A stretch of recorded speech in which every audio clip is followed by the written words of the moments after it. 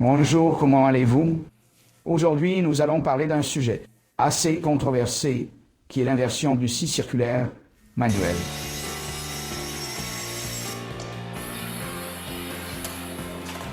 Au revoir.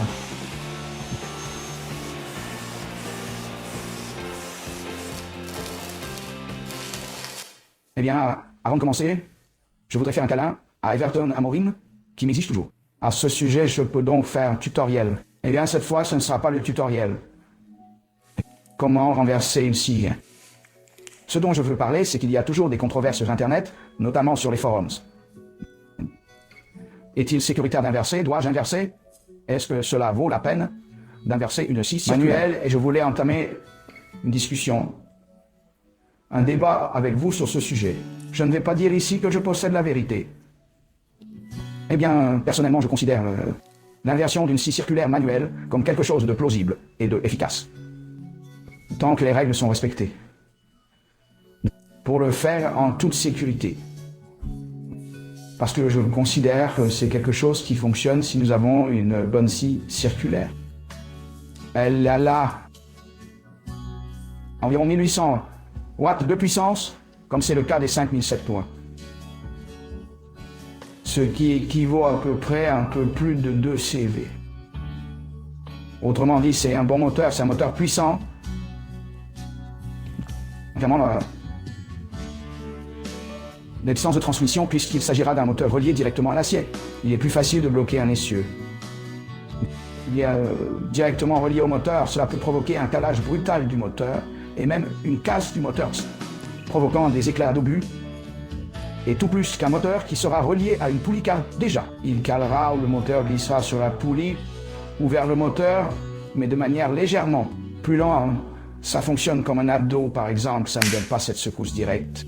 Mais quand je dis respect, normes de sécurité, pour moi, le facteur principal de l'inversion est oublier l'utilisation d'une scie circulaire à double usage. Vous n'aurez pas de scie circulaire, mais utilisez-le pour le retirer du comptoir, coupez-le avec dans votre main. Ce n'est pas sûr. Ça marche, beaucoup de gens l'ont fait. Beaucoup de gens l'ont fait. J'en ai vu plusieurs vidéos. Est-ce sécuritaire? Non, ce n'est pas sûr. Pourquoi? Parce que lorsque vous mettez la scie circulaire à l'envers, cette protection qui était auparavant au sommet vous protégeait des éclats d'obus venant sur vous. Maintenant, il empêche les éclats de sortir de sous la scie, donc toute la poussière, tous les copeaux de bois qui vont bien et que je peux encore faire passer sur le banc. Ils vont rentrer là-dedans et qu'est-ce que ça pourrait causer? Fermeture et verrouillage de la lame. Mon père en fait inverser une scie. Nous avons acheté une scie juste pour qu'il puisse la renverser. Au départ, l'idée était de réaliser ce schéma en utilisant les deux formulaires.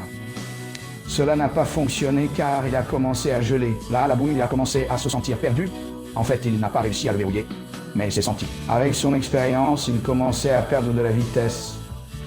Alors qu'a-t-il fait? Tout ce carénage, tout ce qui entoure et protège la lame. Dans son cas, il a vraiment retiré pour pouvoir quand même partir.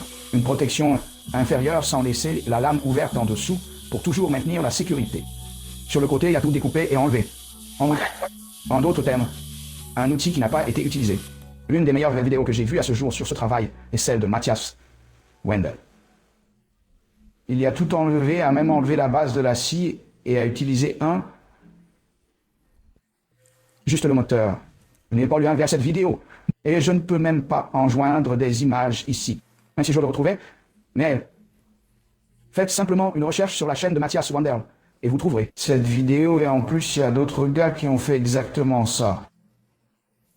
Donc, en respectant, c'est très plausible. La puissance n'est pas un problème. Un autre facteur toujours remis en question. Je pense que c'est une question de précision. Évidemment, ça ne sert à rien que je vais acheter une siette de 150 raies à 200 raies chez le vendeur ambulant. Et je pense que je vais avoir une scie à table au niveau de DWI MD, par exemple. Cela ne sert à rien, je n'aurai pas. Concernant le facteur économique, je dirais que c'est très relatif. Personnellement, je n'achèterai pas de scie du niveau 5007 pour inverser. Parce que je vais dépenser 450, 550 raies pour un certain circuler pour que je puisse encore dépenser. Je ne sais pas, une feuille de contreplaqué mesurant 15 mm, 20 mm, plus d'aluminium pour faire un... Tant plutôt mon travail, plus une clé de sécurité qui est essentielle. Pour ce type d'inversion, n'utilisez pas d'interrupteur marche arrêt pour cette lampe. Cela ne vous apportera pas de protection. Et puis vous commencez à additionner ces éléments. Et puis vous pouvez facilement atteindre environ 800 haies. 700, 800, sans tenir compte de la population active. Il y a beaucoup de choses à évaluer qui en valent la peine. Vous arriverez à une valeur. Je dirais les BTG. Alors, BT en vaut-il la peine ou pas? Je ne sais pas, c'est vraiment chacun. Je ne vais pas rester ici et donner mon avis sur quoi, si ça vaut le coup ou pas. Un autre point qui, je pense, mérite réflexion, c'est le facteur de pale que vous obtiendrez pour un moteur, qui a été conçu pour utiliser une lame de 7 écarts. 7 pouces écart et joue rare. Une lame de scie de 10 pouces dessus. Et là, les disques de 7 pouces, généralement 7 pouces écart, sont généralement minces. 2 mm plus ou moins 1,5. C'est généralement un disque très fin, mais la vidéo est là. Donc c'est très léger. Prenez par exemple un disque de 10 pouces. Ce n'est pas seulement une question de taille du disque, il s'agit également de savoir si le disque est plus lourd. Et vous disposez toujours d'une plus grande capacité de coupe.